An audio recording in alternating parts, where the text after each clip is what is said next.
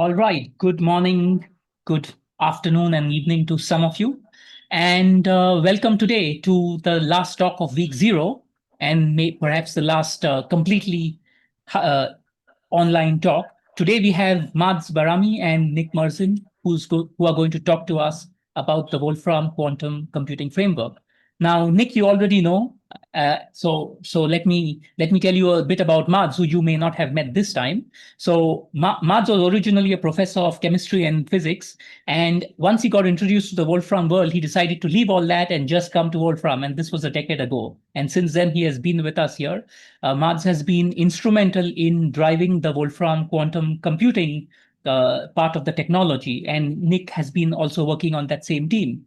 Besides that, Mads has also been involved in a lot of academic innovation work. And in the last few years, if some of you know about the summer schools, Mads was, in fact, the director then. So it's a pleasure to have you once more, Mads. And let's take it off from both of you, Nick and Mads, and let's see what's the latest on the quantum computing side of the story.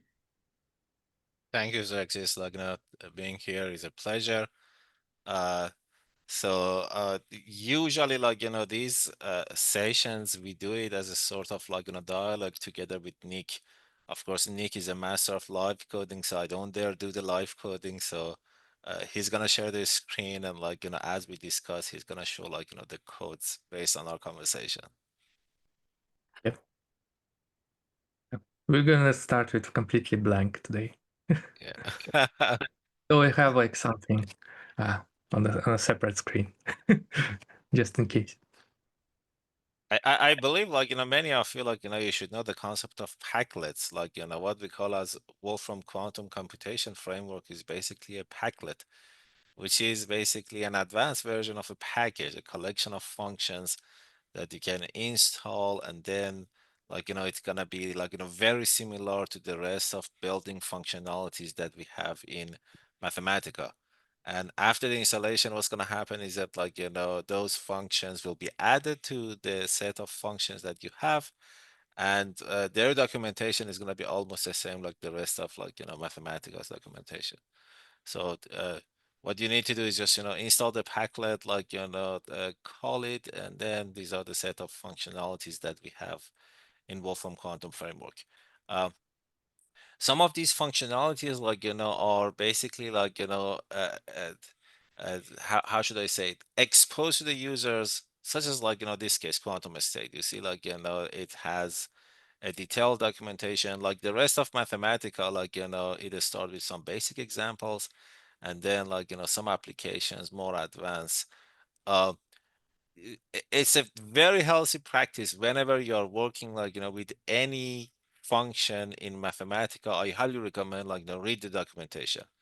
uh I'll be surprised if you guys wants to do anything and some version of that doesn't exist in our documentation. Not only quantum framework, I'm talking about the whole documentation that we have in Wolfram language. And of course, writing a documentation takes lots of resources from us. So make sure that you guys use our documentation. And these are basically the list of functions that you see. So in our quantum framework, we have a couple of objects. Oh, before doing that, all of the codes, in case if somebody is interested, it is available on Git. We invite everybody to basically contribute. We would be more than happy to basically include your contribution too. Yeah, let me show it.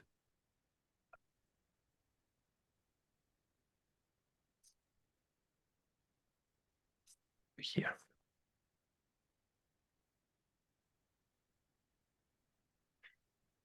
So and even if you go on Git, you would see there are even the scratch notebooks, some of the exploration that we do, it's also on Git. So we highly recommend collaboration, and let us know if any input, any recommendation, etc. Uh, Now, how we should think about quantum framework? I can tell you the way that we think about that, the way that we design it.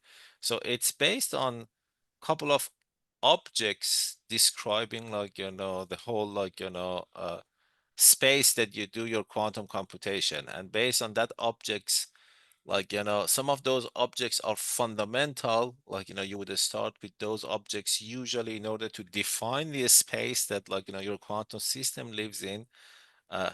One of them is quantum basis. Uh, that said, like, many, oh, by the way, like, this is also like, our detailed documentation that you can also find it like on cloud on Packlet repository. Uh, at a very fundamental, so at a very fundamental level, like, you need to basically define the finite vector space that, like, your computation is happening, and that's basically is done through definition of, like, your quantum basis. There are a couple of other functions, like, the first that you would see, like, qubit name, qubit basis. We can skip through that. Let us start with quantum basis. Okay, so, like, that's basically, like, a bare function to start with.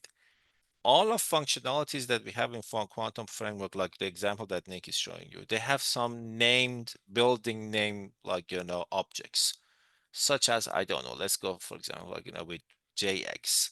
So this is basically a typical, like, angular momentum basis. It goes like, negative J, positive J, like, with a step of 1. Here, J is not given explicitly, so we would treat it as 1/2. Now Nick is giving you, like, a very explicit one, like, J1, and these are, like, the features that we have. It goes from -1, 0, +1. So the first one, like, you're saying that, like, your vector space is 2-dimensional. The second one is telling you, like, your vector space is 3-dimensional. Okay.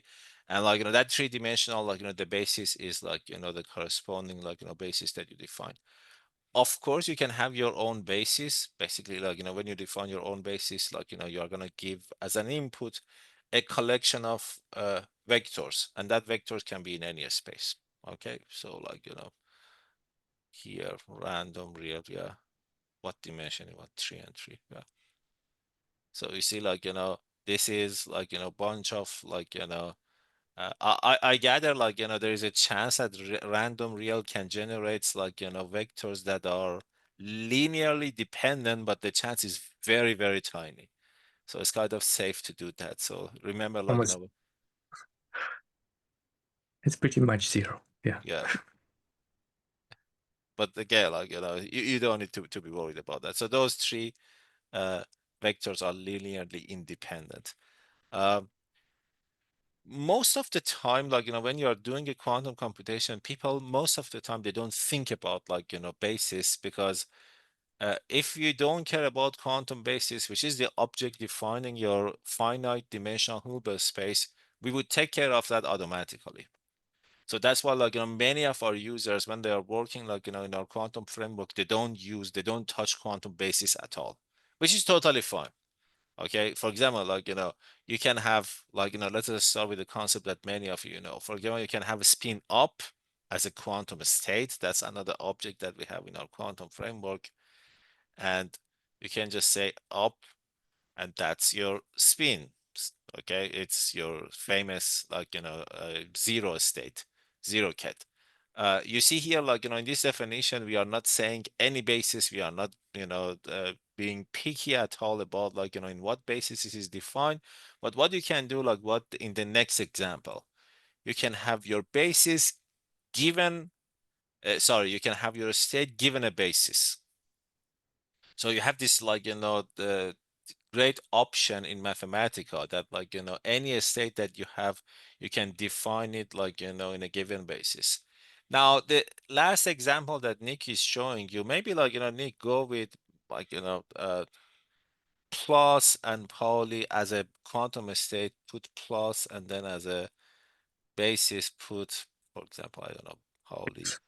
Okay, like, you see here, we are defining, and now that's the part that, like, those of you who know quantum, this is a plus state, but not in Pauli Z basis. It is a plus state in Pauli X basis. Just show, like, plus without specifying, like, the basis, so, like, our students would understand the difference between the two. Maybe a little bit confusing, because when you do it like this, you're creating an up basis and some particular basis, in up state in some particular basis, but here that you're converting an up state in already created basis to some other basis, and they may not match. Like here, I've created like a down state essentially, even though I'm saying up here, but it's an up in this basis. So it's a bit confusing, but because it depends on the order of eigenvalues, but don't worry about that. Yeah. The line 55, like, it's a very strong operation. Again, like, it may look trivial, but it's basically a basis transformation of a state. You go from a state defined in computational basis to another basis, which is basically your JZ. It's very popular, as you may know, like, if you learn, like, the quantum, usually in advanced courses, this is one of the techniques that you would learn, how to go from one basis to another basis, which is that famous, like, a unitary transformation. But that's the thing that is happening in that computation. So you define a basis, you go to another, you define a quantum state in a given basis, you go to another basis. Keep that in mind, like line 57, you see there is no quantum basis given explicitly. Whenever it's not given, automatically you would assume it's a computational basis. And computational basis is basically Pauli Z. That's how you can, like, remember that. Um, as I said, like, whenever you are defining your any quantum object, you can go with the named, like, objects such as plus, minus, up, down, or you can go explicitly, like, with, like, the way that we define, basis in quantum theory. So there are two ways of defining your quantum state. Is either given a state vector, this is a pure state, as you can see, or you can define it, that's the second one, is a pure state in Pauli X basis. So that's one way of defining that. Or you can give, a density metric as an input. And that's a possibility of having basically mixed states. So the input, if you do not want to use named quantum states, it can be either a vector or a matrix, or in general, like, any tensor, like, you can give it as an input. So a quantum state has a long list of interesting properties. You can do lots of, like, uh, operation on the top of that quantum state. For example, you can do partial tracing. You can do, like, I don't know, like, the transposing, like, lots of different things. So uh, uh, by the way, like, when Nick was, I wonder if anybody noticed that, like, Nick, let's have another quantum state. Like, when you create a quantum state as an output, what you see is basically, like, a summary box. So you see, like, that's the summary box telling you, like, the object that you define is a quantum state.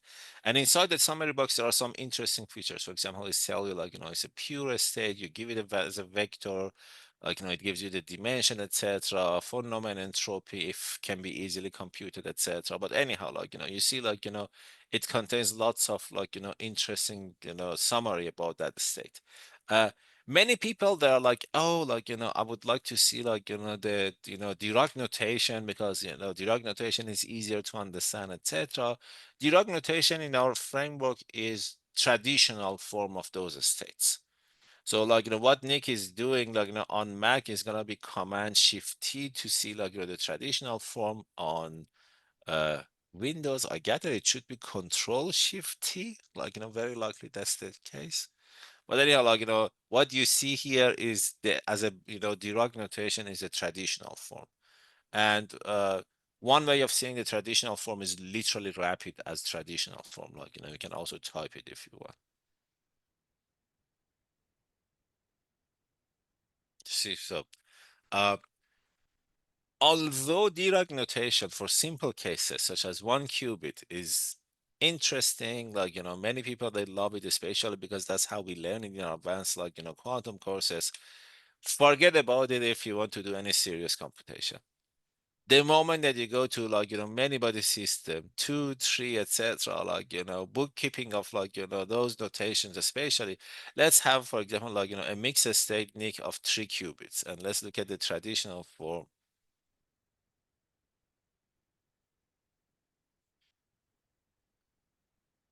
You see, like, it's there is no way that you can like claim that like this is like helpful, you would understand like what's going on, etc., etc., unless you work with a very very simple spatial case. So that's why like if you ask what is the main motivation for us not to show you like the Dirac notation rather than like that summary box, is that that object quantum state contains lots of information, and that information cannot be easily written in just like a Dirac notation. That's the main motivation. So again, like when we think like a quantum expert, any quantum system is described by a quantum state. That quantum state can be for one specific like system, or it can be for many system. Like the last example that you see is a 3-qubit quantum system.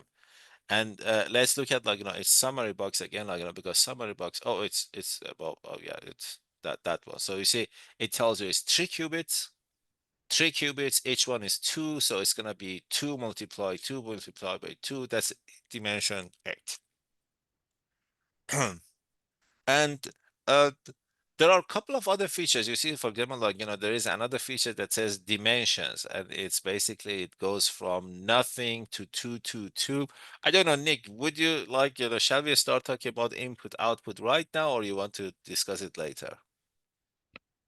Well, you can imagine states as having general processes that have no input. So I know we're going to talk about circuits a bit later, but if you imagine that you put this kind of states inside a circuit, they immediately show on a something. You read it from left to right, so it's like something that has an output but no input, and that's basically what this notation also shows you. There's no input wires, so there's no input dimensions, but there are 3 output wires. Each of those are 2-dimensional. Or if you are familiar with like the concept of tensors and like the indexes, like it's almost the same like covariant, contravariant, like indexes. Like that's a different way of thinking about that. And we will show you like more information about like that concept. But anyhow, you see here like this is a quantum state. It tells you that like there is no input, and then like you have 3 wires out. That's basically like the concept of like quantum state. uh so this object, like this is your knowledge catalog using Schrodinger terminology. Like everything that you want to know about like that quantum system, it is encoded in this object as quantum state. So that's basically like at the level of quantum theory, that's the full description of like your quantum system. Can I ask a Practical, quick question? please. Sorry, my quantum stuff was a while ago. What is a qubit versus a qubit? And then yes, the dimensions, like how did it map to 2 as dimensions? Sorry. So whenever we talk about qubit with B, it means like it lives in a 2-dimensional Hilbert space. That's a famous qubit. When we talk about qdit with D as David, like it means like it's more generic. It can be in any dimension. Like the example that Nick is showing you. Let's look at the Dirac notation one more time, like Nick, the traditional form. So you see, like it tells you that like your Hilbert space has dimension 3, and then like using like the common convention that we have, like the basis, you can call it 0, 1, 2. And like when you say like the state vector is A, B, C, and those A, B, C can be anything, like that's how you can define it. By the way, like I guess like one thing, you guys, like you are mathematical users, so you should know that like one of the most important feature of like Mathematica in general is symbolic computation, which is literally like the object that you see in front of you. Like those A, B, C, like they have they are just symbols. Okay, and you can do all the quantum computation using those symbols. I can safely claim that like Wolfram Quantum Framework is the only platform out there that has a very strong support for symbolic quantum computation. Basically, like talking about like famous quantum platforms out there, you cannot define a state like that. You need a numerical value for ABC. Here, you can treat it as a symbol, and you can extract all the information out of that state. Any other question before we move on?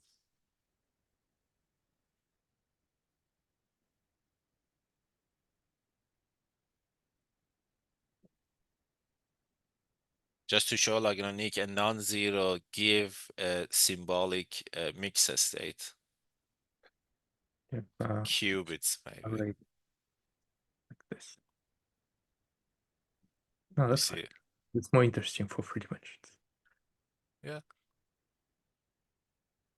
And qubits, like, as you may know, like, although qubits are popular, but qubits are getting like lots of attention in academia, like, as a potential, like, quantum states. Lots of atoms, like, when you think about like, these atoms and like, in the different configurations, like, using them as your quantum state, like, they're qubits, they can have more than like, just 2 states. By the way, keep that in mind, although qubits with B, 2-dimensional Hilbert space, that's the simplest, like, quantum state, like, for all practical purposes, whenever we are describing a quantum system as a qubit, it's just an approximation. Okay, we will talk about it like, toward the end when we discuss briefly about the hardware. But again, like, keep that in mind, like, all quantum systems, like, they have more than just 2 states. So qubit is always an approximation, and whenever you are using that, you have to be very careful about, like, the domain of, like, application of that approximation. Okay. Again, like, quantum, read, like, Nik, do you want to show the documentation for quantum state? And like, if you click on the details, that's an interesting, go on the detail. You see, like, there are many interesting properties, like, amplitude, state vector, probabilities, like, density matrix, norm, and lots of fancy operation, like, transpose, partial transpose, like, it's, you can do all of that, like, in our framework easily. And there are many named states. If you scroll down, like, many of those named states, like, dig states, like, W state, like, the GHZ states, like, Werner states, like, all of the graph states, like, all of them you can easily define, like, in our framework. For example, like, graph states are very popular in measurement-based quantum computing. So, Nik, just do you want to generate a random graph and then wrap it like that? By default, it's already Is it random. random? Oh, okay. But in general, you put like something.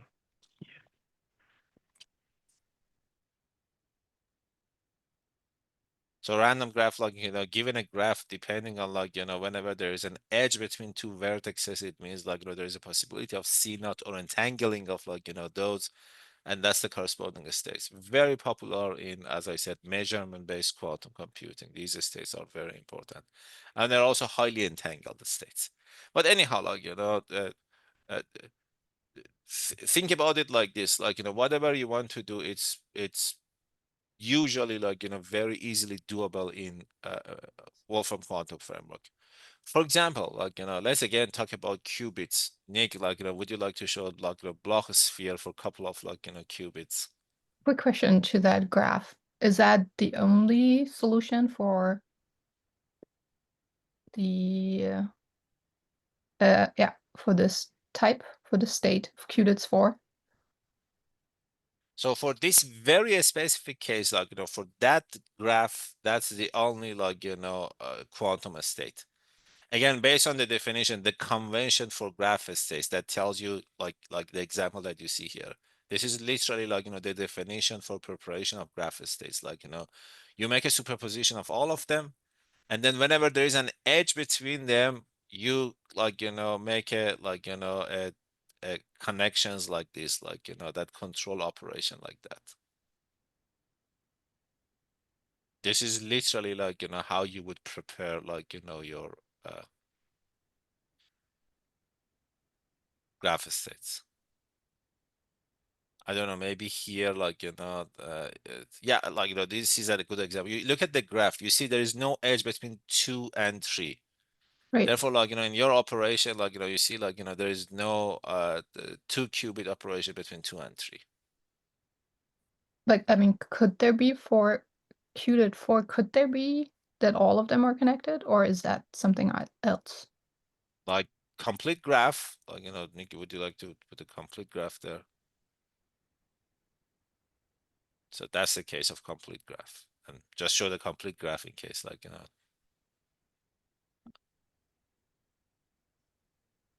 so see now all of them are connected, that you see, like, you have control Z between, like, all of the qubits. Okay, so that's also a possibility. Yeah. Okay, cool. But any graph, like, define your graph, like, whatever it is, it depends on your graph. So what we call as a because it graph input- states, another terminology for graph states is cluster states. Like, that's also a common terminology in the literature. If you go cluster state or graph states, you would see that, like, basically your graph, each vertex represents a qubit. Whenever there is an edge, like, you would see there's a control Z between, like, those two, like, qubits, meaning, like, you're entangling, like, those two subsystems. No, sorry, I missed the part about this being random. So graph taking a random argument, and so you just took this one graph and showed it to us. And yes, got it. It doesn't have to be random. You decide on your graph structure. Yeah. No, I was that- I was wondering if that's the only one because I forgot about the random part. So sorry. Yes. And again, like, when you are in this framework, think about, like, the rest of Mathematica. So basically, like, what you're doing here is this. Anything else that is available in Mathematica, like, you can create any graph. Okay, like, the second example was a complete graph. The first one, like, it was just a random graph. Or you can have your own graph. It can be a very complicated graph. Like, you can fit it here. One thing regarding, like, quantum computation, keep that in mind, like, the dimension of your space, like, increases exponentially by the number of qubits. So usually when you go up to 15, 20 qubit on a good laptop, you shouldn't notice, like, slowness that much. But again, like, that's usually the limit. Do not expect, like, to do any fancy computation more than, like, 15-ish, 20-ish qubits. Okay, so that's even the state of the art, the best platforms, like, using, GPU. I think, like, the NVIDIA one, it is around 30 qubits. So that's the best that is available out there. I know it's not that much. I know, like, practically, like, compare it with all the quantum algorithms, a real quantum algorithm, like, that can be useful utility scale. We are talking about the order of, like, millions of qubits. So we are not there by any means. But again, like, keep that in mind. It's not only us. It's literally any quantum framework out there. Because people, they don't think, like, about dimension and the number of qubits, and they increase that, and I say, oh, why is it slow? Like, just look at the dimension. Any other it's not question? about, and it only it only concerns numeric qubits, right? Here we also have symbolic ones, so it's even worse, Mhm. right? If you want to manipulate symbolic qubits with symbolic expression, then it's even going up to 10 qubits already going to be problematic. And that goes with the rest of Mathematica, like, like, Nick, show, like, plus state one more time. All right. We're gonna get to You see, like, that square root of 2, it's a symbol in Mathematica. Okay, it's completely different from, like, the definition of that state, for example, in Qiskit. In Qiskit, like, it's a numerical animal, which is basically the number that you see there. In Mathematica, it's a symbol. And that symbol, like, you can keep track of that symbol till the end of, like, your calculation. Okay, and then, like, anything that you're extracting out of that, if it's, like, eventually a symbol, such as some of your probabilities, it's going to be a symbol at the very end. It's completely different thing, and it can add computational costs. Okay, like, there is a potential for computational costs. That's why, like, when you're doing any quantum computation, keep that in mind. Like, do you care about, like, symbolic? Because Mathematica, like, it's very strong in symbolic, and those states, by definition, they are defined in a symbolic way, or you want to do it in a numeric way. So make sure that, like, you pay attention to these, like, differences. I can tell you, like, almost always, whenever, like, we have heard some complaints about, like, the speed of Mathematica versus other platforms, it most of the time came out of bad coding. Okay, so it's just like, being aware of, like, these differences is very important. Any other question before we move on to other objects? This is more of a general question, but with this connection between qubits and the diagrams, given that generally we show, I mean, most of the operations we look at, like graph rewrites and so on, they would all be considered versions of entanglement, right? So is then anything we look at in the rule yet like a version of quantum mechanics? I'm sure we understand the question about, well, yeah, when you draw the diagrams, the entanglement is pretty clear what it is. It's like as soon as you have something between these qubit lines, which are associated to each individual qubit, as soon as you kind of starting connecting them each other, it's an indication of entanglement. And if you think like in some Wolfram physics project terms, creating this connection between states in space, then it's sort of spatial connection. So you if you want to work very crazy conjectures in terms of Juliet, you can think of entanglement as being as connection between space separated qubits as some sort of wormhole or whatever it is, right? Because the entanglement, it's like the ER-EPR conjecture and something like that. No idea how to think about in terms of much general concepts as Juliet, but yeah. I mean, like if we think about the biology rewrites that we saw yesterday, like I think they looked somewhat similar, right, in the rewrite rules. So Similar as is it then all quantum? there's a subtlety. As soon as you have some graph, it doesn't necessarily means it's gonna be quantum. There's like a, you can think of it like there's this classical computational state machines. There are also graphs, but there's nothing quantum about them. You can count paths and compute probabilities in there in the classical system, but it's not quantum, right? So don't make this immediate jump into from these computational systems to something quantum related.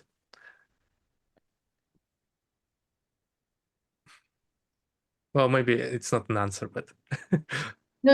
I mean, yeah, usually we divide that, right, between classical and quantum physics. But like this looks like, I mean, this is like just a general showing of relationships, right? This is a very agnostic framework.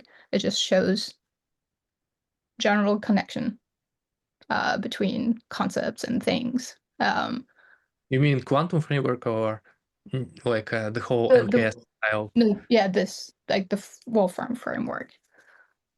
The So quantum the quantum framework that we're showing here is not like very agnostic. It's very specific to quantum computation because objects that we are dealing with are some elements of Hilbert space, so states and operators. So they have some representation in terms of numbers. We can replace numbers with symbols, but they're not very agnostic. They can't necessarily directly represent a rewriting rule or hypergraph on its own, right? Maybe there's some connection to graphs, like this particular graph state, but we're not doing rewriting of graphs. We're just representing a particular collection of numbers, elements of Hilbert space as a graph, and that's it.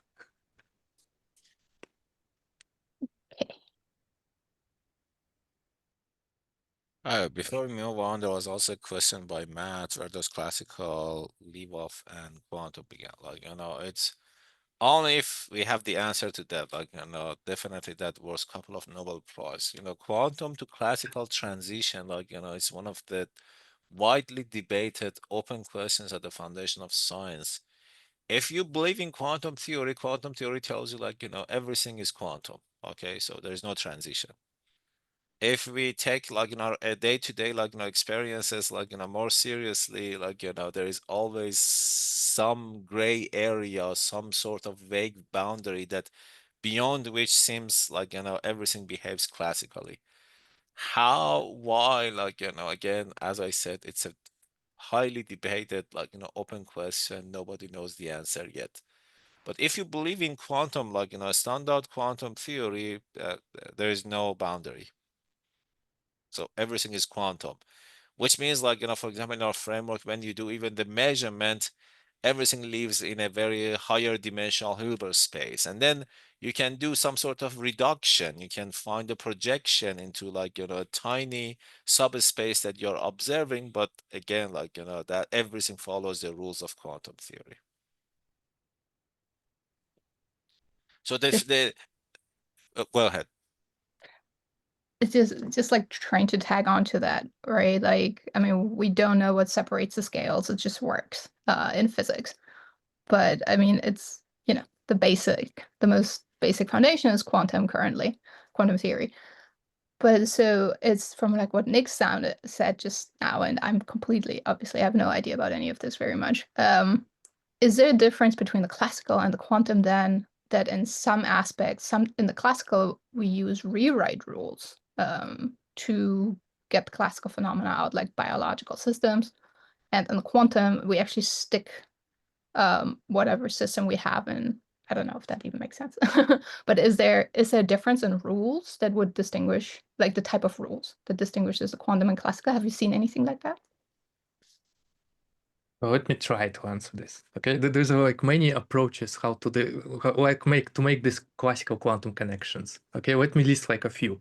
Right, there's obviously pure statistical story, like statistical mechanics, right, where you still deal with probabilities and densities, but when you transition to quantum, which is called like maybe you do it with a quantization procedure, maybe it's a geometric quantization or the usual canonical quantization, and do some sort of this transition consists of some form of maybe twisting your phase space or turning your functions into operators. There's some kind of formal procedure, or maybe your probabilities become negative, or you somehow insert your imaginary unit and now you deal with phases that rotate. There's like many ways to describe this transition and how the quantum foundations come about from classical one. But if you start with classical rules, by that I would mean, it probably would mean classical computation, which is very like stochastic in nature. If you basically want to enumerate something, like count paths in the computation, like how many times you can. Did it disappear? My connection? We're here. No, Oh, you're here. Yeah. it says my connection wasn't stable. Fine. Yeah. So in the classical computation, you usually count paths, like you're given an initial state and the final state. You can count paths and compute some kind of statistics. In the quantum case, we have path integral, and it's in addition, you also have some phase that can destructively interfere two paths each other so that they annihilate and there's nothing, and that there's no classical analog of that, right? So if you're looking for quantum analogs of computation, you have to look for this kind of phenomena, like destructive interference, some kind of twist in the phase space between your operators or whatever your observables are, or maybe you have some rotation built in, or maybe you deal with probabilities completely differently, and something like that. So I don't know what it answers, but I've tried it. So there's like many vectors of attack on the problem. Yeah. No, thanks. That was a great summary and clarifying what to look out for. So Yeah. it sounds like it has nothing to do with a rule being a rewrite rule versus like a more pedestrian. Rewrite rule is just one particular computation that we can do. It's just very general, and it's like involves some pre-space structure that you can already think of space, physical space, but discretized. That's why we like it, but it doesn't have to be. We can do a single tape of Turing machine or a single tape of cellular automata cells. It doesn't have to be that structured as a graph, and that you rewrite. Anyway, yeah, that's why quantum foundations is a field. It's kind of a shame that John is not here. He's like a quantum foundation guy.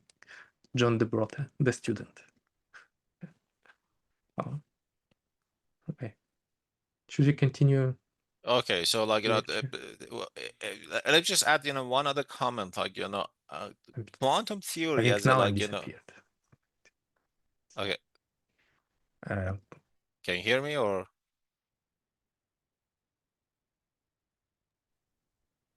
Yep. okay, now Nick is frozen, so I think like there's something wrong with his connection. We will see.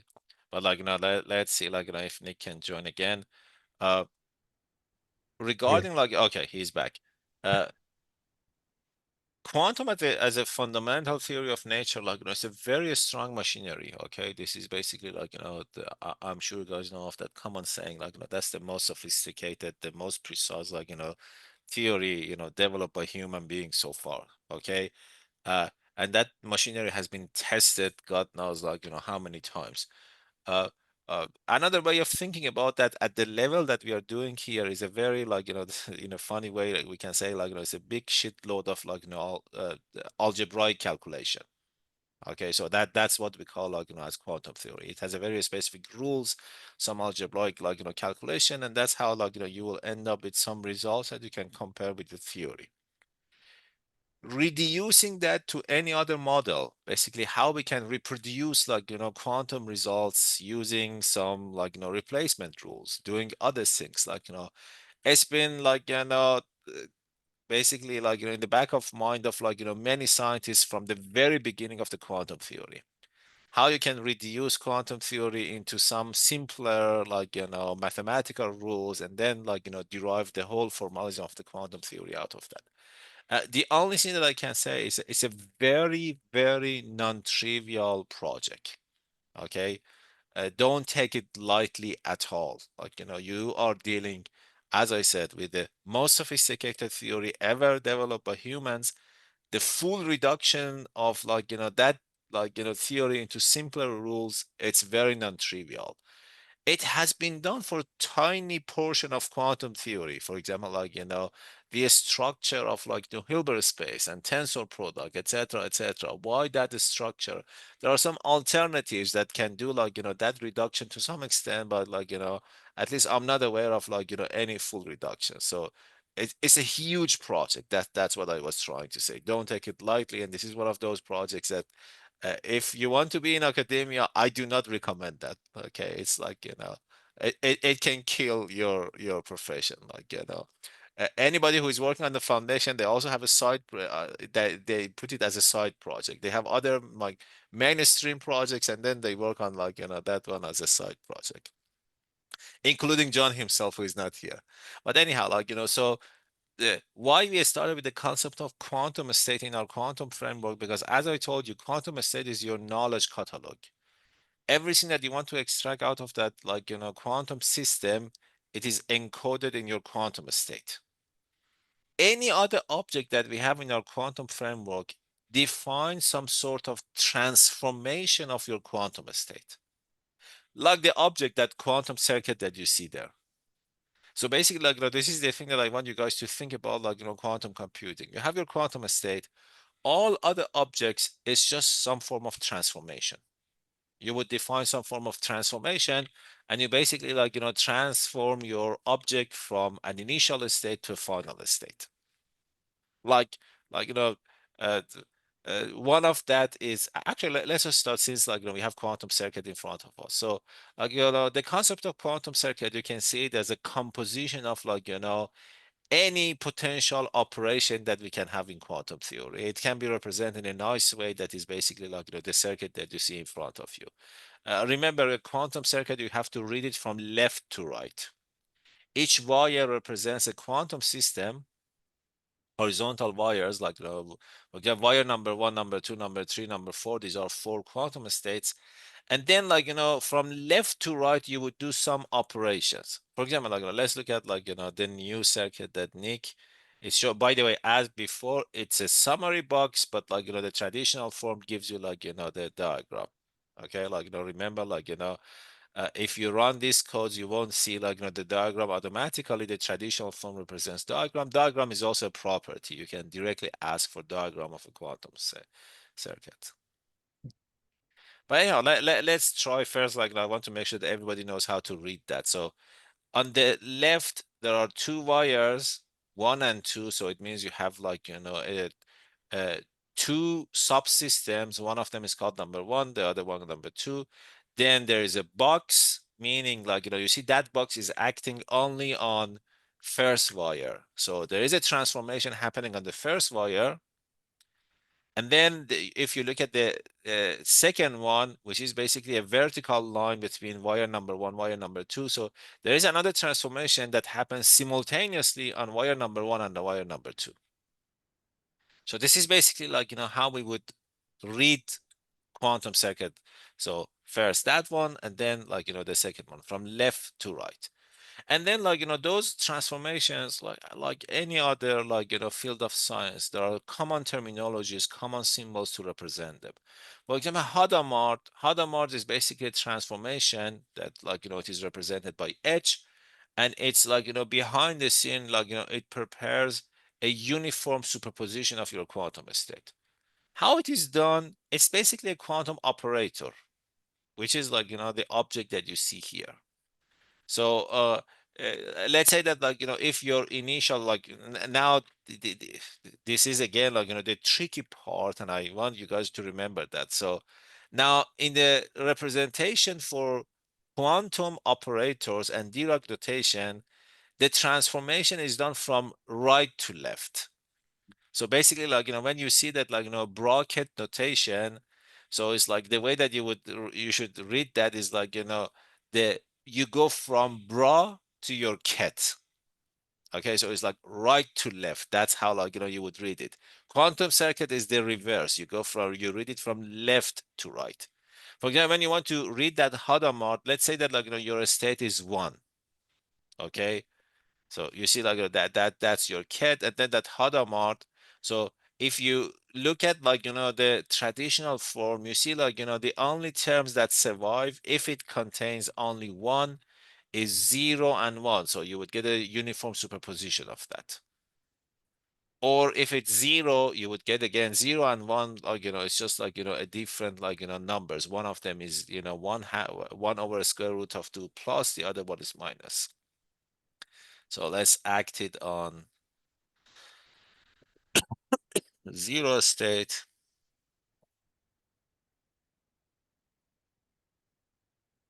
So this is x, what we call as x plus, and if you act it on like, 1, you're gonna get what we usually call as x minus.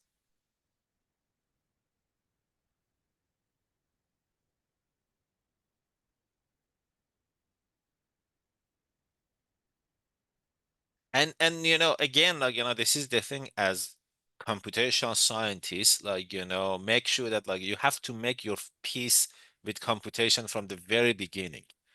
Many notations that we do in like at the level of code implementation computation, the conventions can be different from what you learn in your textbook. In Wolfram quantum framework, we have both, because like, in quantum computing, like, community, people, they love circuits. They most of the time use the language of circuit, or they do all the calculation using like, the typical Dirac notation, which is very popular among like, physicists. So which way your mind wants to think about like, these transformations, it's very important, because when you want to implement it, like, it's going to be completely different. Now let's go back to the circuit. Remember, in the circuit, originally, you are not specifying what is your initial state. Okay, so you can have even a state in your circuit. Think like, let's add like, a state there.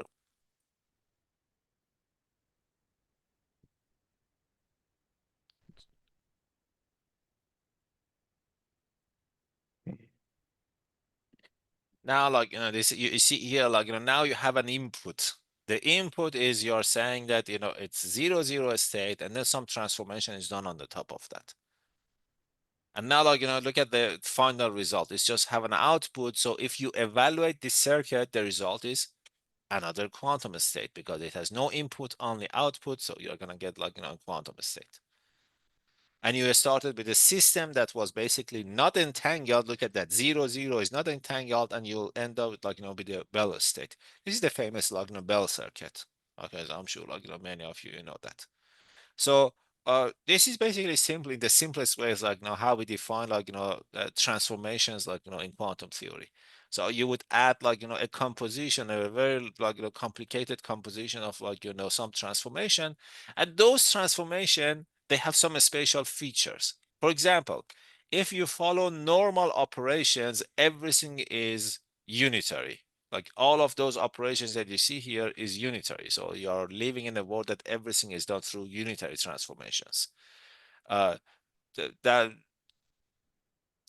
That's not, by the way, like, the only possibility. So you can have, like, the cases that you go beyond that. You can say that, like, hey, hold on a second, like, I have a quantum state that the second wire is kind of faulty or it's noisy and it's interact with an environment. Okay, so you can say that, like, on the top of second wire, Nick, let's add, I don't know, like, what quantum channel, like, do you have any preference? Do you want to add bit flip or, like, any other, like, channel? Matt, before we go further, sorry, but I still cannot connect that diagram before we added the 0, 0 to all the rest. Like the rest, like just the H and the yellow lines. Like I know we did the computation with in like line 98 and onwards, which is pretty obvious. But Mhm. like without the quantum state 0, 0, like what is the yellow line? Like what's the equation for H and the yellow line together? Like how do these things connect? I did not get that. Well, the yellow line is just another operator similarly to this Hadamard one. So you can call it C naught if you want. It's the difference is that it's an operator that acts on 2 qubits. So it's larger in space. So it has an input two states. So it knows how to transform each combination of bits, basically, right? So this has 4 types of inputs, like 0, 0, 0, 1, 1, 0, 0, and 1, 1, right? So it knows how to transform so 4 inputs and how to do corresponding output for each of them. The Hadamard was acting only on a single qubit, so it only has, well, it only, oh, hold on, what's, right, yeah. But yeah. So your yellow one is not normalized, generally speaking, or is that just the C naught part? Normalized, you mean the operator doesn't have to be normalized. You can think about it, it's unitary, therefore it is norm-preserving. That's how you can think about that. Yeah. It's about whether it acts on the normalized state or not. If it's whatever norm the state it acting on is, it's gonna preserve it.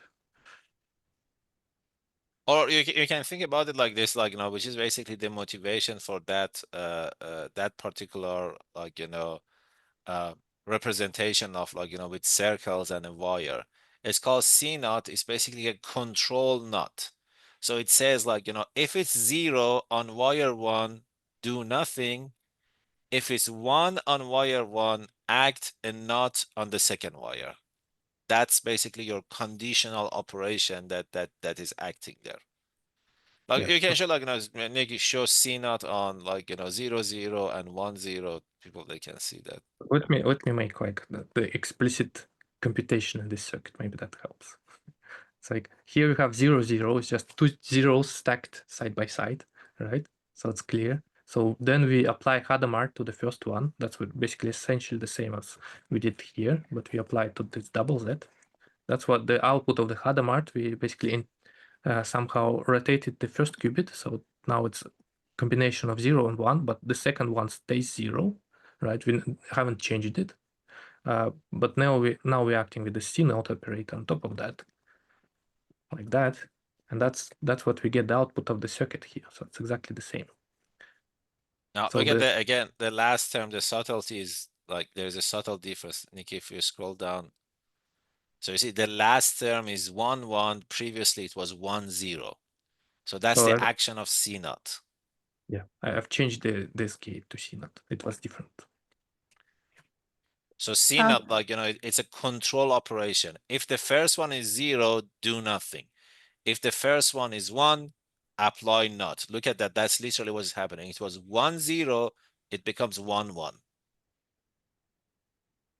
Yeah. So the action of C naught only acts on this part because it's controlling what it does to the second qubit based whether the first one 1 or 0. So because this is 0, it doesn't do anything to this part, but because this is 1, it flips this second one. So it turns this 0 to this 1. So that's the action of the C naught. And let's show like the diagram one more time, and that's one of the reasons some people they like diagrams simply because it's a nice visual representation. You see here all those steps defining your state 0 0, the first transformation applying Hadamard, the second transformation applying C naught. You can put them together in just one circuit, and you can just say, okay, that many steps, that 3 steps that you see here, it's basically the action of this overall circuit.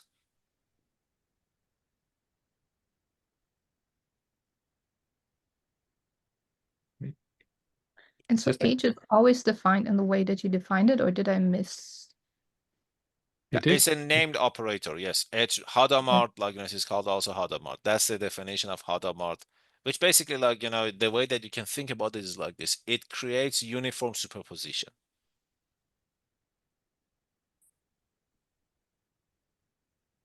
Some transformation are have a specific definition. For example, what else? What are we have all Pauli strings are famous. Maybe just rotation, something. Rotation, actually let's show the rotation. This is the rotation. And do you want to wrap it, Nick, with Bloch sphere and manipulate, so they can see, how it acts? Yeah.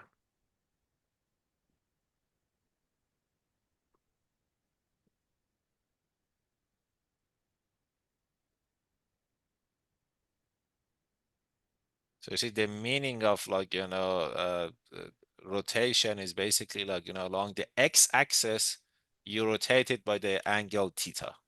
That's the meaning of Rx.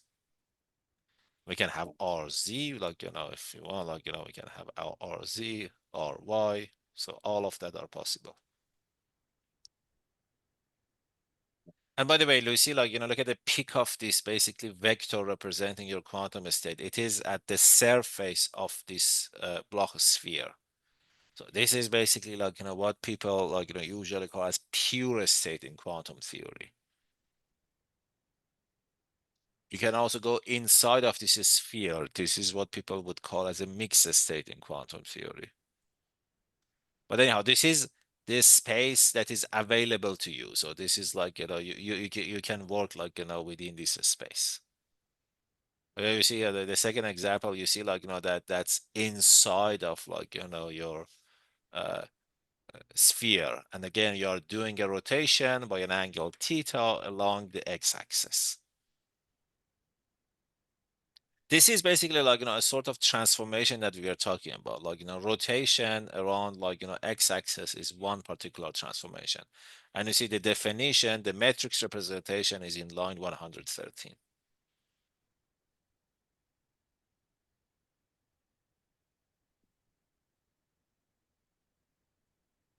And of course, I guess as you may have guessed, is that in quantum theory, there is a large collection of named operation, named transformation that are useful for some particular purposes.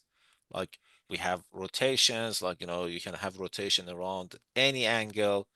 Then we have the phase shift operator. That's another operation that we have which is basically literally add a phase. We can have control operations. We can have literally any sort of a Fourier transform operation, swap operation. There are many different possibilities that for doing that transformation. This part what type of transformation are possible? That's basically simply quantum theory. In simple terms, any unitary transformation is doable. You can have Nick, would you like to add a random unitary so this is just a random transformation of your qubit. You can have it also completely random.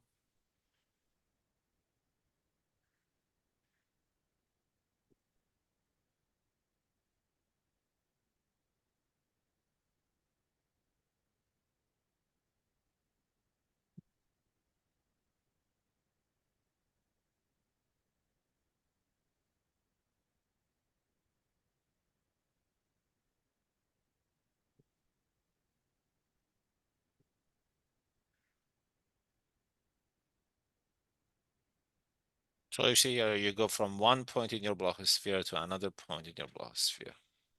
That's basically the transformation that is happening there.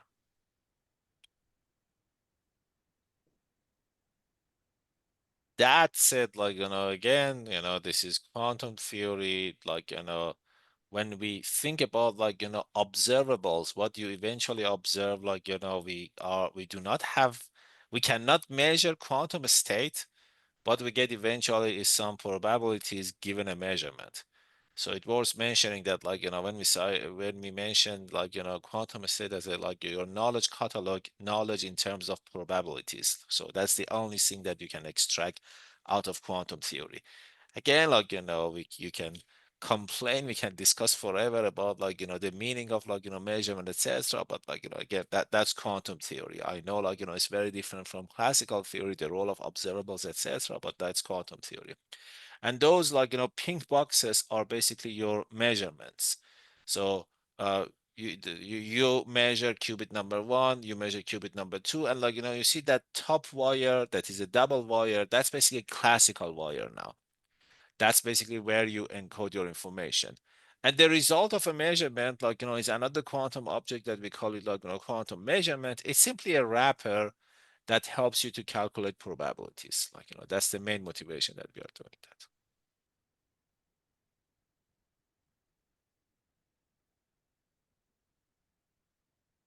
So you see, like, that's basically, like, the probabilities of, like, your measurement result. Nik, would you like to add a rotation RY so the probabilities are different from 1/2? RY, whatever, I don't know. Pi. Yeah, that's nice. And then Maybe it would take this. No. okay. What should we rotate? Maybe before. Before C naught. X. Oh, I'm doing the diagram. Confused. So let's call this a circuit. Not changing it here.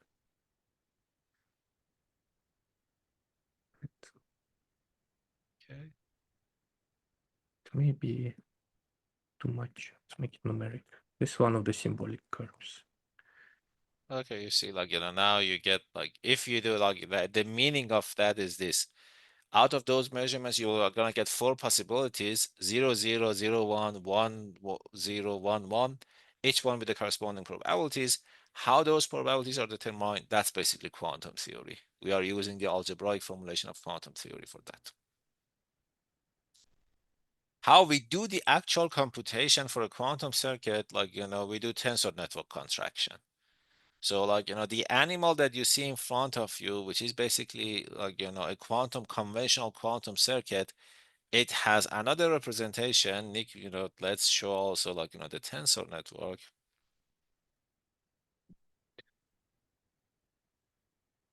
So you see here, like, now, like, we, in this representation, like, each vertex represents, like, a particular transformation.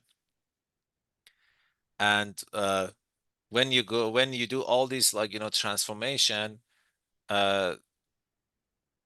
this is basically, like, how we do the calculation behind the scene. In case if anybody is interested, like, that's how we, do it behind the scene. That's the story of, like, the tensor network contraction, and, like, that's how it is done. Let's see what else we can say regarding the tensor networks. Do you want Nik to show the tensor network index graph? Because that's also an interesting feature, so they can see it.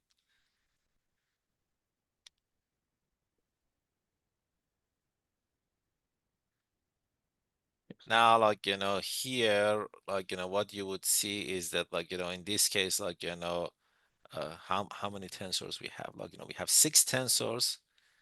And then, like, whenever there is an edge, it means, like, a contraction should happen. And then, like, what we do eventually is a tensor contraction.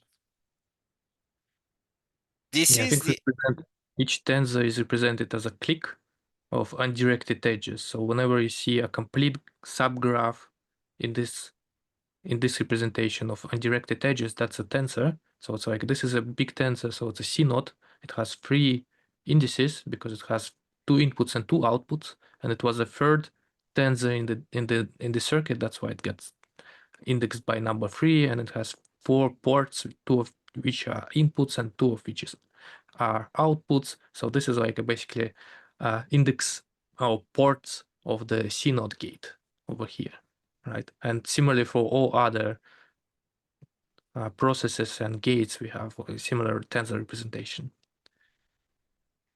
Like this is another click, which has a single input and 2 outputs, which basically are under the hood, the second output of the measurement. It's like we have, because we can measure the same qubit twice, but there is also a hidden implicit wire, which is the classical wire, which is a second output. That's why it has more than one output. So this is the measurement, this is another measurement. And one qubit operation is just a single edge. So it has one single input and single output. So that's how we can read it. And if you do the tensor, let's do the contract tensor network. Right. So if we do it, I guess it's called contract, yeah, tensor network. And if now evaluate our circuit, get its tensor. So those two are, they must be the same. And this is the reason why exact computation is a bit slow, because there's like a lot of radicals getting compounded in symbolic computation. Now here, if I want to promote one field of research, I would say tensor networks is a very hot topic. So if you want my personal opinion, I would say don't go in the direction of reducing quantum theory to any more fundamental theory. That's a very, very difficult project. But tensor networks, how to do optimal tensor construction, the story of the connection between tensor networks, and graph-based theory, that's a very, very hot topic. And I strongly believe Wolfram Mathematica has lots of interesting features. It's still unexplored, to be honest with you, we didn't have that much resources to explore tensor network and its contraction in more details, but it's a very, very hot topic. This is basically by the way, the tensor network, that's the state of art of any quantum computation. Google, Nvidia, etc. All of them they care about these features, and that's what also they do behind the scene. Of course, Nvidia, when they are doing this sort of contraction, because they know their hardware, they optimize it to have the best performance given their GPU. This is not what we do here. We don't do any optimization, Nick, for tensor contraction, right? Yeah, well, it's pretty hard to chase both numeric optimizations and symbolic computation. So we just do whatever both works for both. No. Yeah. But this is really a very interesting topic, the connection with how these diagrams how they can be written in a different way, and how they can use some sort of other rules to get similar results. I think the potential is there. So if anybody interested, make sure that you explore that more. So and by the way, when we say contraction, the way that I understand tensor contraction, I always see tensor contraction is nothing but Einstein summation. Okay, it's just literally Einstein summation. So you do summation over some indexes. That's what's happening behind the scene. We got a lecture from Carlos 2 days ago, exactly about that, like how all different new generalized contractions, products that one can define given hypergraphs. So basically, here we're just contracting 2 indices, but you can contract multiple indices together. So that was the topic of Carlos' talk, basically. Mhm. That's what the connection of tensor networks to hypergraphs, and how you can think of them as generalizing different kind of products. Related to this, a couple of other interesting questions. Again, keep that in mind. Here you are doing a computation. So it's very easy on paper, you would just represent a tensor network in terms of I don't know, a tensor product of bunch of other tensors. But when you are computing that, if you actually generate a very large tensor, and then do the contraction. Usually it's computationally heavy.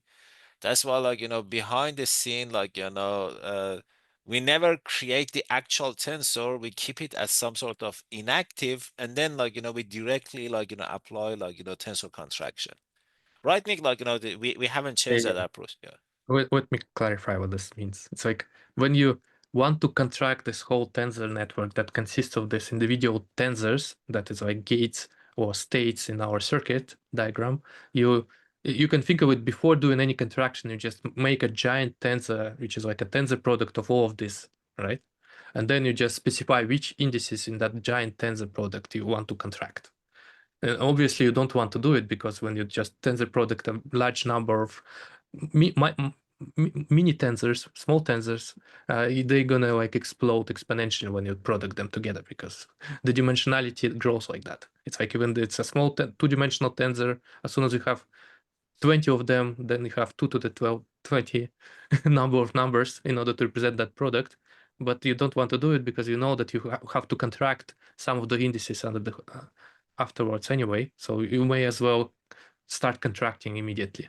And the order of how you contract it matters, right? And in order to find the best optimal order of contracting those individual indices is another non-trivial algorithm, essentially. All right. Now, like, What given, like, this picture of, like, quantum circuit or, like, quantum tensor, it doesn't matter. Like, you notice, like, what is happening. Let's go back to a quantum circuit. Like, let's just have, I don't know, like, let's have CHSH, like, circuit, just showing a different circuit. Let's do this. HSH. It's more complicated. Yeah, like you see here, like, your tensor network can, sorry, your circuit can be anything. And, like, like the rest of, like, features that we have in Mathematica, like, you have the option of adding lots of interesting visualization. You see here, like, those boxes that we added, Charlie, Alice, Bob, etc. Like, it's just, like, for the sake of, like, nicer visualization. So this is basically, like, the representation of your operation. You have, like, this operation, and it's literally you are starting from the left, given a state, you do some transformation, and then you can measure that. This is, what we call as, like, quantum computation. Those transformations, as I was mentioning before, like, they can be unitary, which is basically the conventional quantum, or they can be, like, noisy. Like, noise, like, in our framework, this is what people usually call as, a quantum channel. The idea of quantum channel is that, like, something can happen into one of your wires that is beyond your control. Okay, for example, like, I don't know, let's go. So this is basically, like, bit flip. So let's try to add, I don't know, like, let's add Hadamard, yeah. The usual things. So the meaning of, like, let's compare this one with the previous, like, Bell circuit that you saw before. The Hadamard is as before, C naught is as before. Now what we are saying is that there is a chance that randomly on the first qubit we may flip your bit, but it happens randomly. This is basically, like, the act of an environment, or the act of, like, noise. And what's gonna be the consequence of that? Out of, like, the Bell circuit, what you get is a pure state. Out of, like, the second circuit, what you get is a mixed state. Because again, like, you're leaking some information into the environment, you are losing some information, therefore you're gonna lose your purity. So the first one, like, is a pure state, the second one is a mixed state. And it's gonna reflect directly on any measurement that you do on the top of, like, your circuit. As you may know, all the hardwares that are available out there, all of them are noisy. So the story of quantum channels are very important. And of course, like, the next would be, given a potential noise, how you can correct that. And that's the story of like, quantum error correction, which is like, a completely different topic. It's gonna take us like much more time to talk about quantum error correction. But anyhow, like, I just wanted to mention that in our framework, the transformation of a state can be done in the most generic way. Okay. Another unconventional example, like, you guys, whenever you think about like, any operation in quantum theory, you usually represent it by a square matrix, right? Like, that's what's happening, like, in the back of your mind. But you can have some transformation that are not square matrices. Like, they can be like, something other than a square matrices. Now, let me just, what would be a good example of non-square matrix transformation, Nick?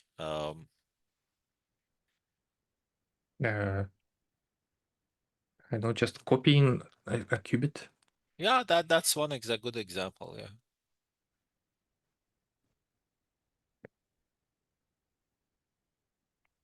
Right, as an operator.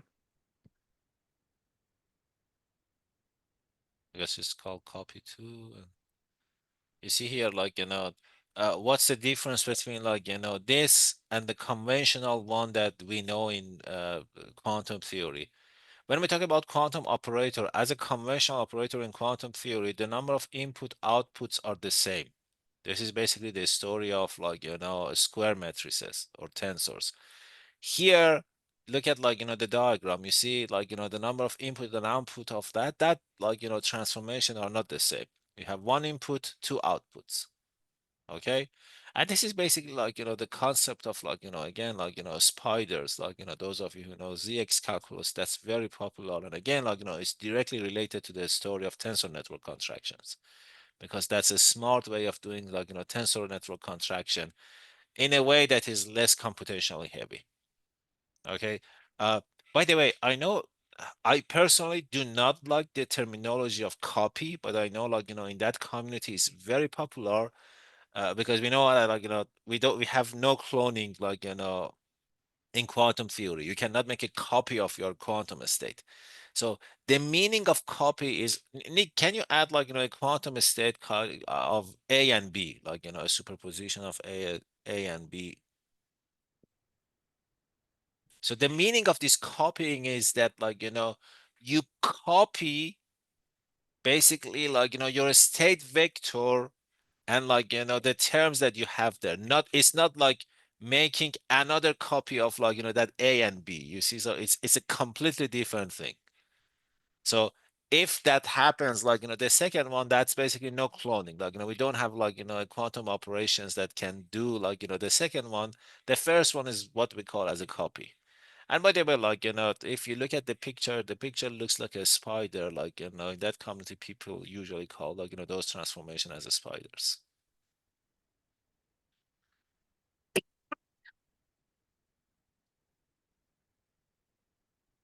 And spiders, like, they can have many legs. It's not limited to only 8. So here, Mm. Do I have to specify basis? I forgot. now let me refresh my memory. Like, to be honest with you, I also haven't used the spiders for a while. Yeah, that's not right.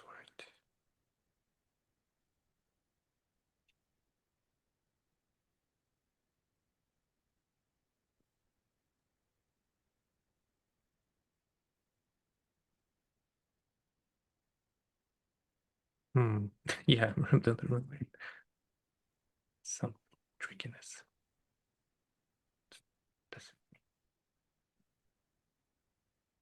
Yeah, I'm forgetting something.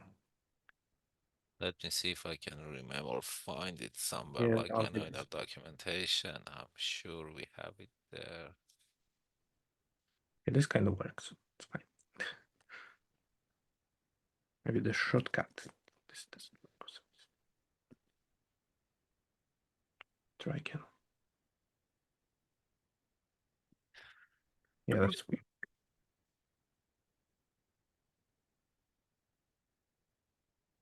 Maybe like this is fine. Okay. works like this.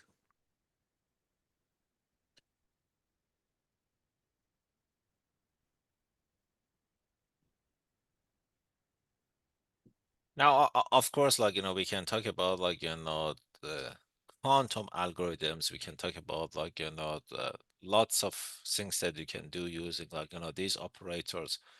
But I would like to hear, like, your feedbacks, our students, like, what else you want to know about, like, quantum framework and these sort of computations.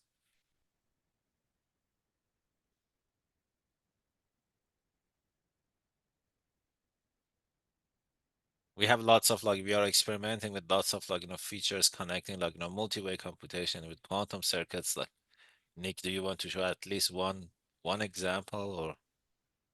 Yeah, sure, but let's try.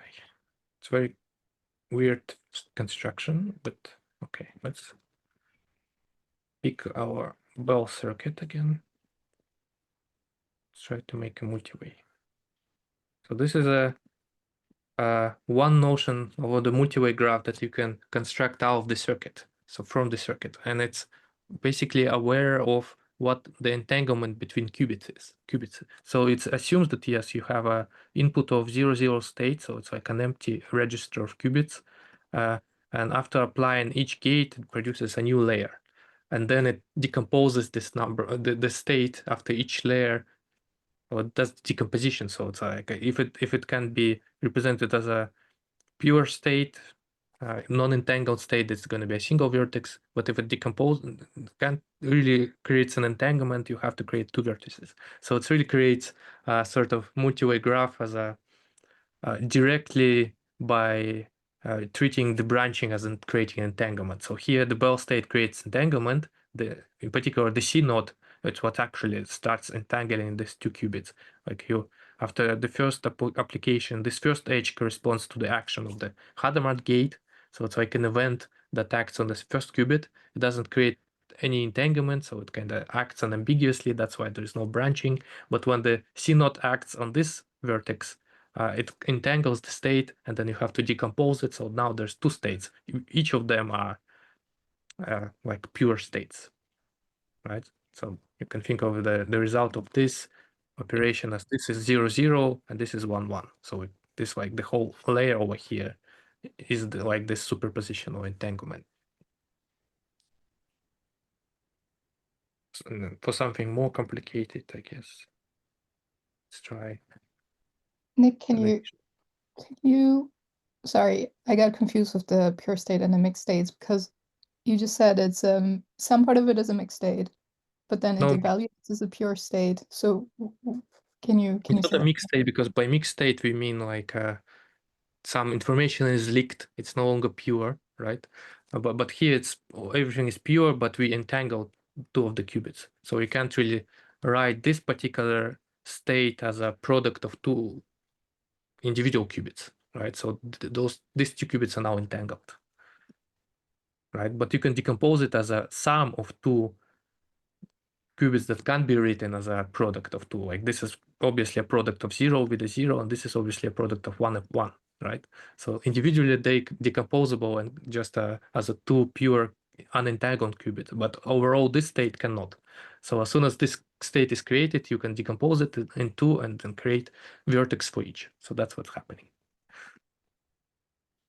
So the above is the above node is the one for 0, 0, and the below one is the one for 1, 1. Maybe it's other way around, I'm not sure, but yeah, that's the idea. Because we don't have any labels. I don't remember how I labeled those. Yeah, so some kind of complicated labels. I'm not gonna.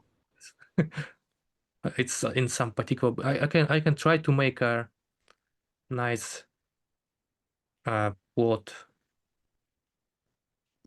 I don't have documentation for that one, right? How do I?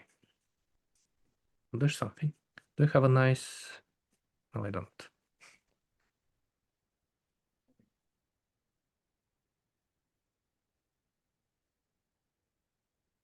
Yeah, this is better. This is like the same example, but also labels the action of the gate. So it's like this two edges corresponds to the same operation.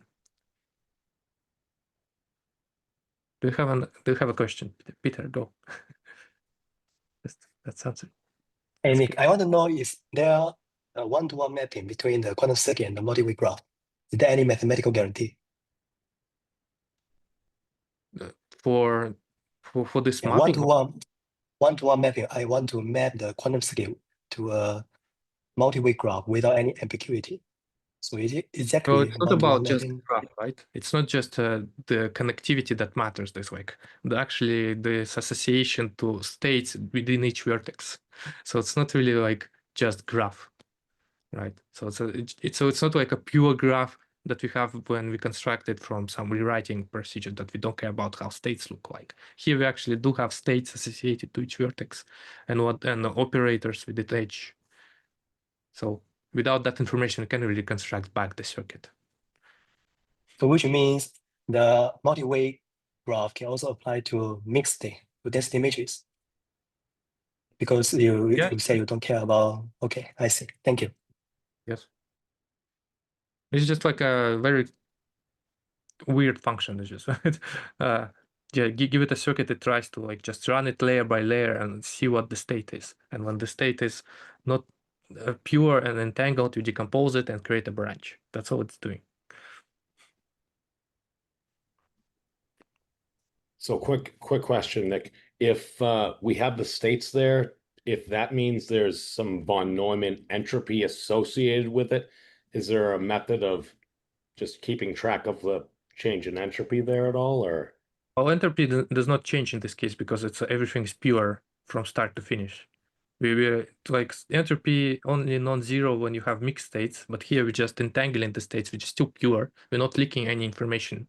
We still have this closed system. It's just the system is entangled. Okay, I wasn't sure if there was anything interesting we could do to throw out a whole graph-like structure, if anything interesting could come about from looking at that, but okay.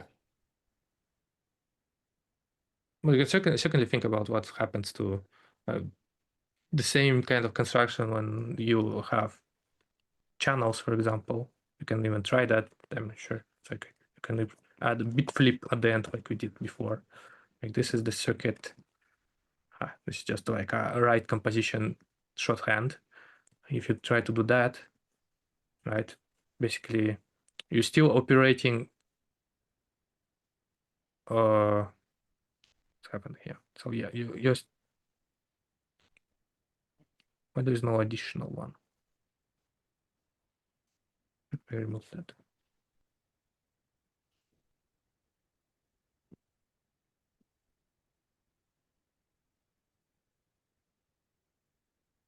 I mean, I don't understand it. It's like I expected like it to look like maybe like this.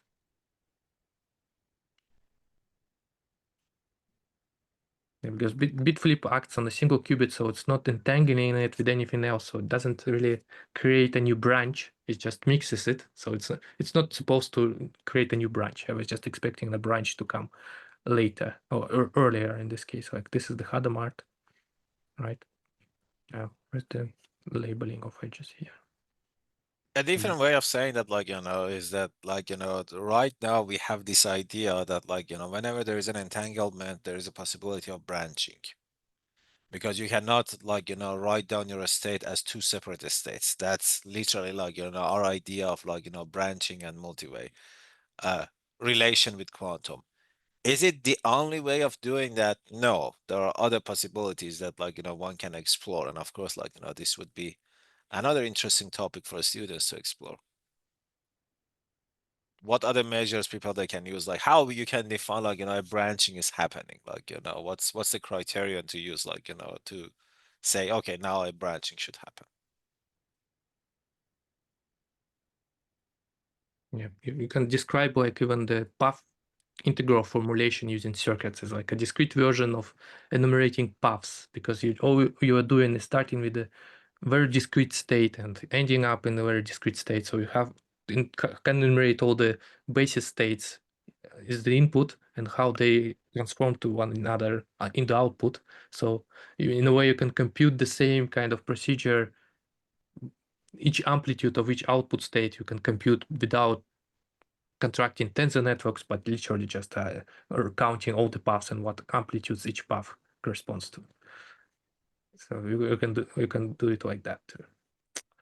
So it's another connection to graphs, because if you were wondering.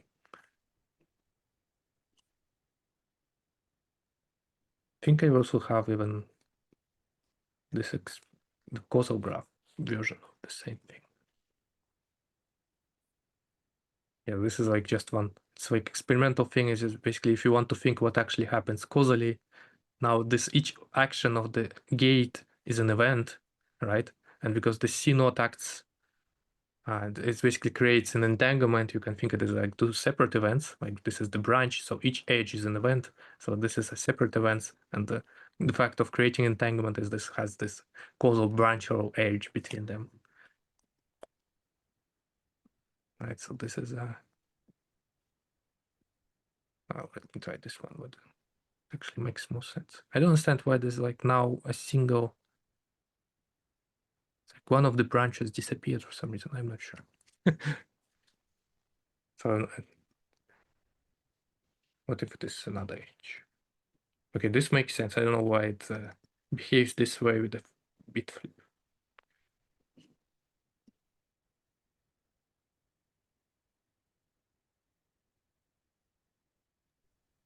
Yeah. So it's like adding more gates. They're not creating any new entanglement, any branching. So that kind of makes sense, but I don't know, bit flip doing something weird. I don't know.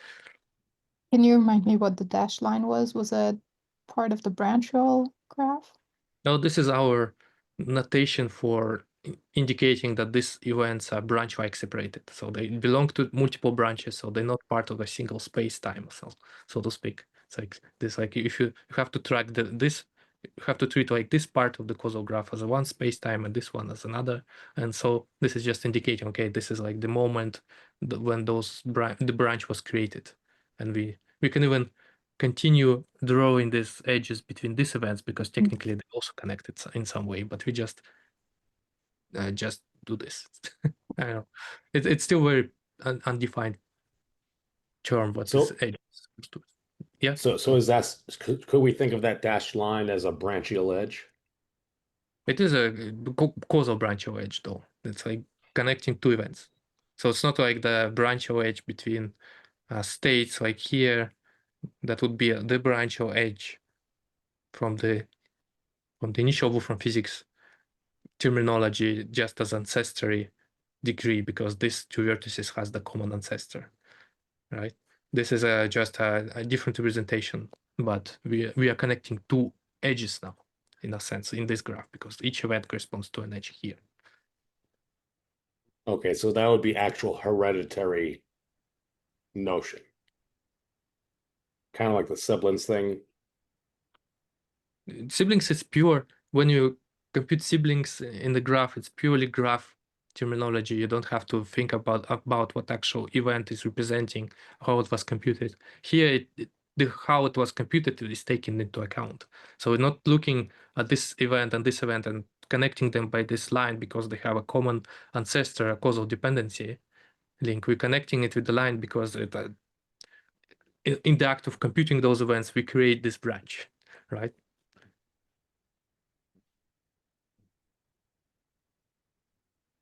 Yeah, so we can even annotate it with probability there.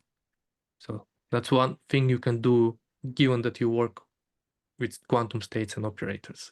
Like given just graph rewriting, there's no clear way how to compute the probability. But here you know already what the probability of which branch is. I can say it this way.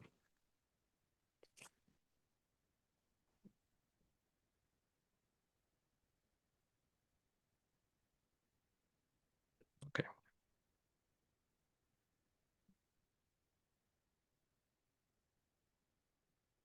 What else? Any other question?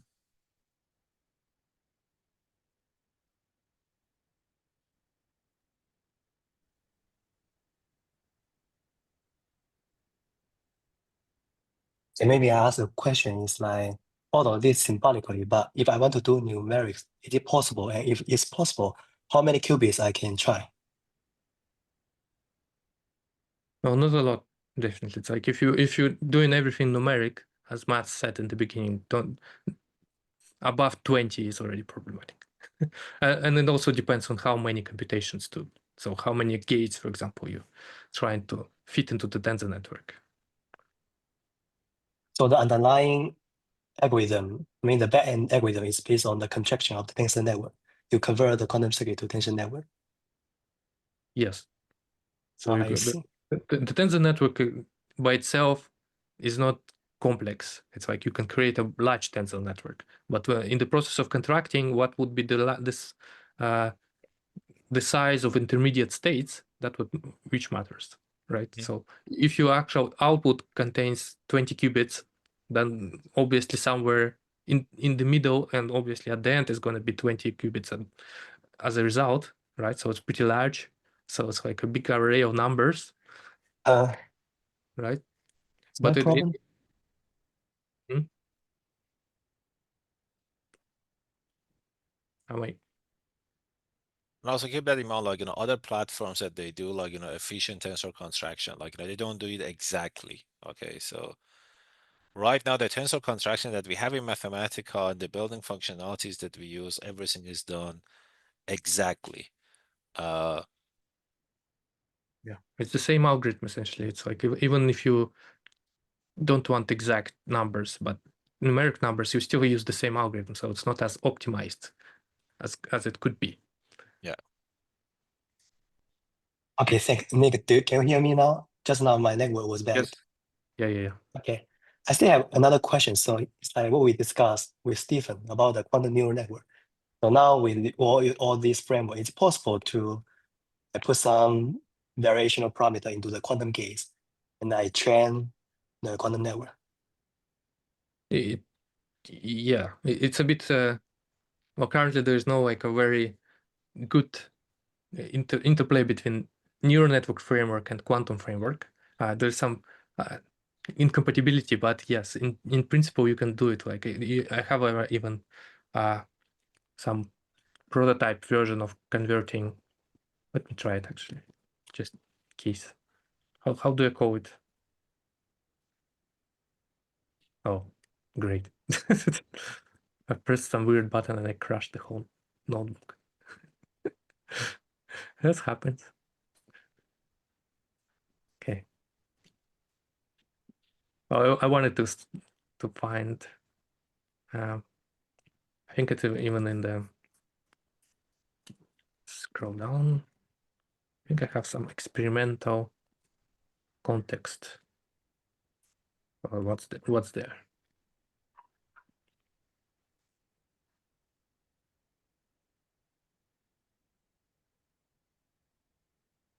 No, there's no.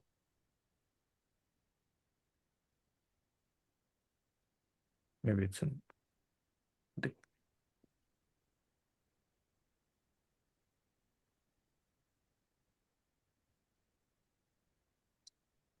Doesn't even see something neural network related because I don't even remember how I do it.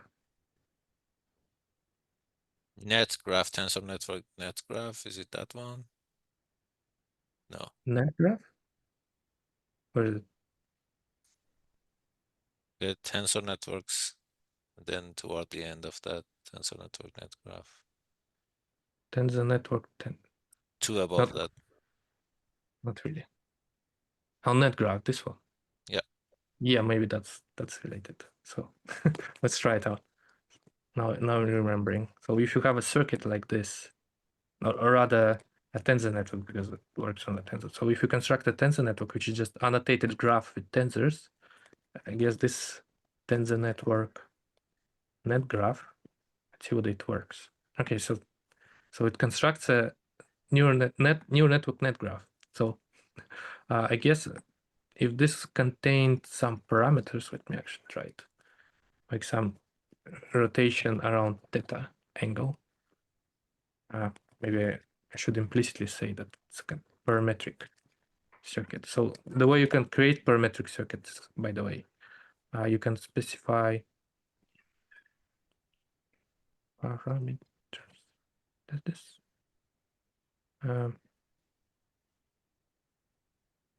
Is it not?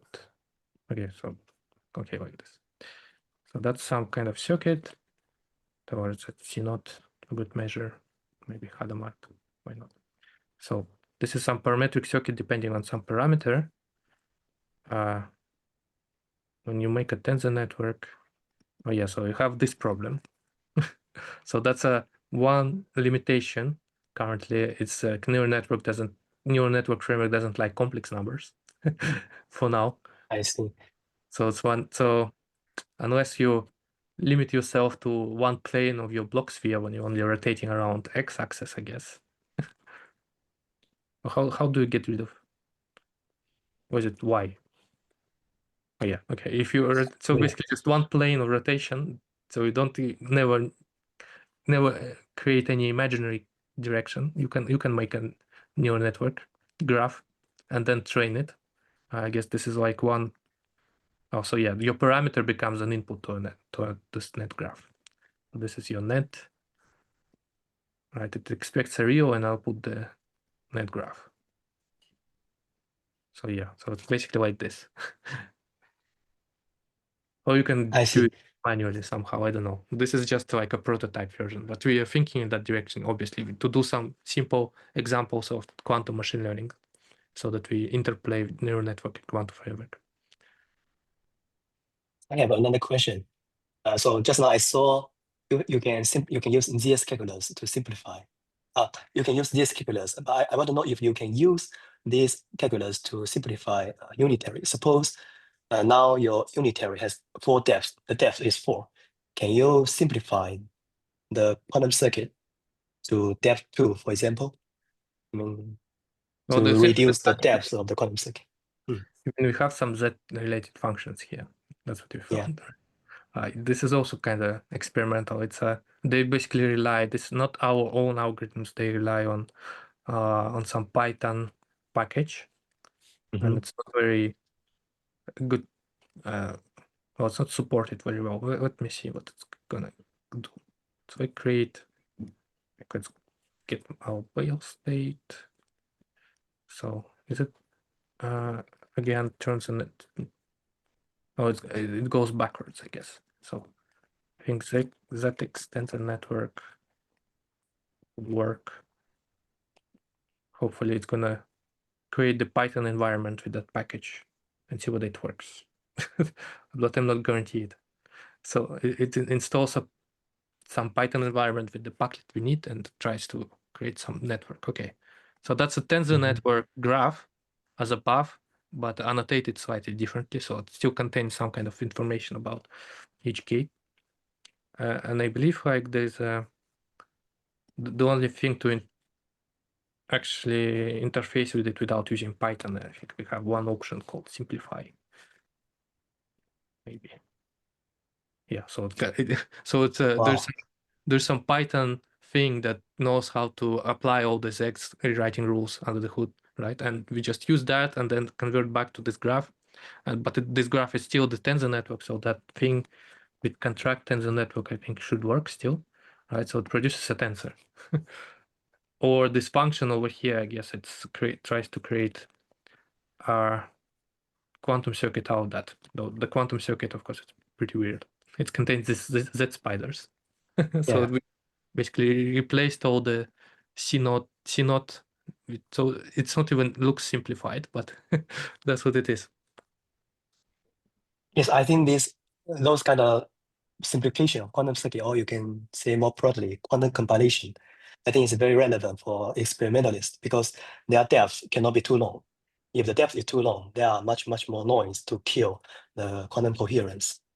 So that's what we did. I mean, a few years ago, actually, we want to use digital quantum computer to simulate a unitary.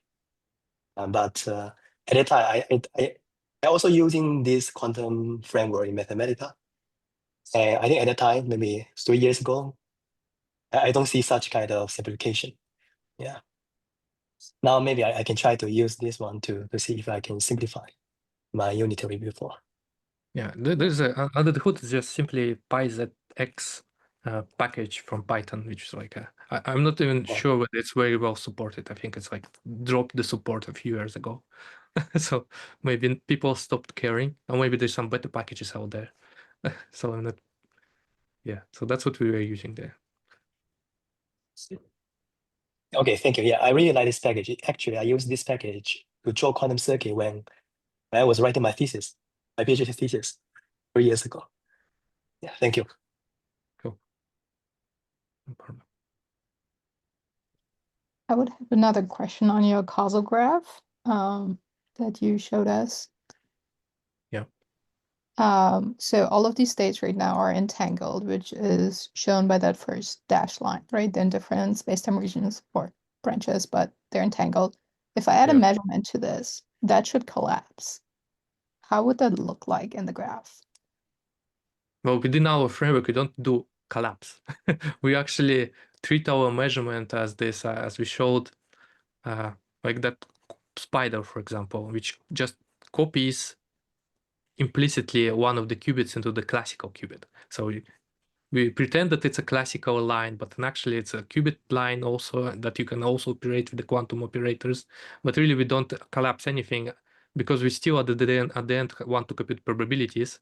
So we don't actually want some random collapse state anywhere in the computation. We just want to preserve as all the information and compute the probability of each possible collapse. So I guess what I'm saying is that measurement is not really collapsing. It just adds one additional copy. We can technically add it. I don't know what's going to happen. It's going to be messy. Yeah, I'm not sure what it's doing. It's even more simple now. It's very similar to the channel problem. So I guess all these things that create an additional environment or computational qubit lines, they're not very well supported for this functionality. Yeah. But you can think of this like channel or measurement. Measurement is being just one type of channel. So like as soon as you have one in the circuit, you have this diagram. And I think I have some, how's it called? Show extra qubits. Right. So you can explicitly show that even the channel creates this extra qubit line. So it's similar to measurement. Like if you measure the second qubit, it also creates a line. So it's like with this option, you can show that there's not like some classical wire that we implicitly creating, but then actually just the same qubit wire. You can even operate with some Hadamard gear. It's like goes into the negative indices, but you can like put Hadamard to the -1 and then just treat it as a normal quantum circuit.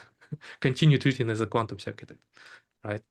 And what we say when the collapse happens is just you can even think of it as where we're tracing out one of those qubits, and we have this trace operation which doesn't have an output. It basically means that you trace out this one, and now there's only this left. And after this operation, your final state looks mixed, right? And this mixed state is not even that one is not technically collapsed. It's just decoherent state, so it just contains less information.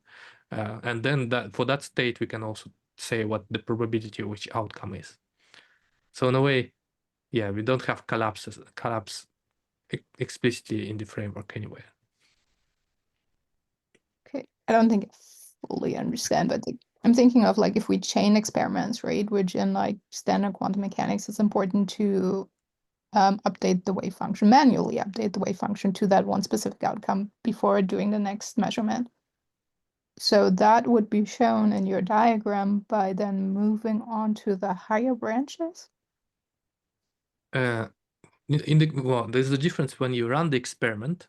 It would be equivalent to simulating would be just to sample just one outcome from your distribution. It's like when we had a measurement here, right? When you run it, you have a quantum measurement with some probabilities of outcomes. So when you measure it in the experiment in the lab, you just have one outcome, so that's the probability of those outcomes, right? And then just if you create a if you run it again, you get a new outcome. Basically, you're just filling up this distribution. But here we're just telling you the distribution, like you would run the experiment already infinite amount of times to create this perfect distribution. So we have the theoretical results of for probabilities. We don't have. I'm also thinking like not rerunning the same experiment. Like let's say like, gosh, this is so long ago. If you run an electron through an inhomogeneous magnetic field and you measure the x direction, afterwards you want to measure the z direction, right? You need to update the wave function after the x measurement to get the accurate result for the z measurement. So it's a different type of experiment, but it's a chaining. I don't even need here. It's like exactly pretend that you measured in z basis, right? Here, representing by z. You don't in this framework. You don't have to care about. You can measure the same qubit again in this separate basis if you want to recover the probabilities. You don't have to think of it as a that we injected some new kind of state or something or collapsed, because at the end of the hood we want the probabilities of doing this experiment many times. We want the probability distribution. So we're not describing a single run. It's like a priori with the whole quantum circuit describes the ensemble. So maybe that's better description of what's going on.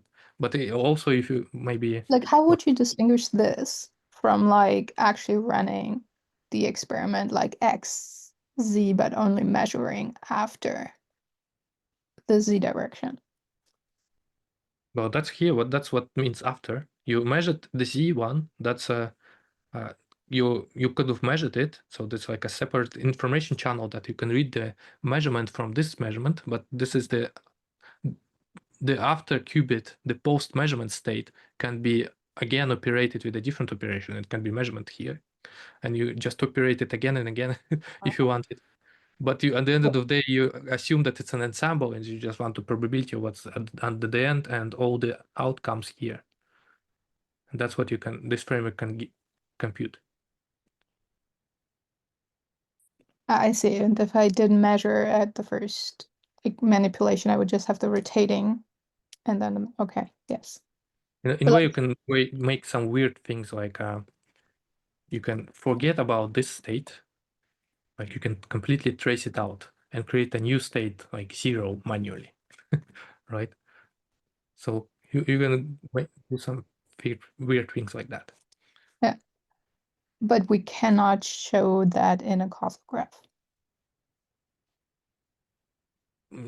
Well, you can. It's just maybe you have to think a little bit more carefully of how to write this function.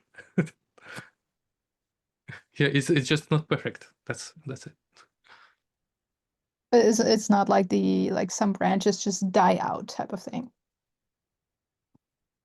They after the measurement. Like if I It's put like the measurement think into about the the causal block. graph. It's like you run your circuit computation layer by layer. Like at each layer, you have the big state, like which includes the qubit itself and all the measurement outcomes, the classical outcomes, which you also can be thought as qubits, right? So at each like layer of the circuit, you have a state, and you just and all the quantum, well, maybe not the causal graph first, but all the just the multi-way graph shows you how the changes, how the state is changed, and how it's can be represented as a decomposition of non-entangled state, separable states. And you can do it perfectly well with when you have weird operation like tracing out measurements or channels. It just they just you have to be aware that they create this additional qubits to in your state.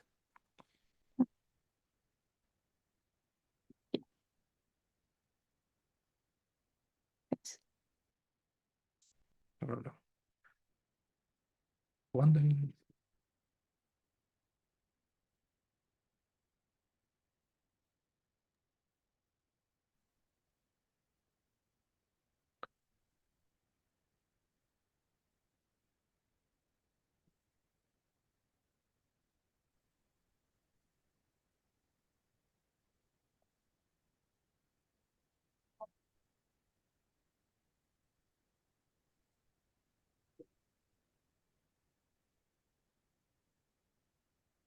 Yeah, I don't worry about it. It's too complicated for now. Okay. So actually, is it a good point to wrap up our session? Yes. If there are no further questions, let's thank Mads and Nik again for this lovely talk. And we'll see you in a day or two, everyone, on campus. Have a good day. Bye-bye. Take care. Good. Thank you, Nick. Thank you, Good Matt. everybody. Thanks. Yeah.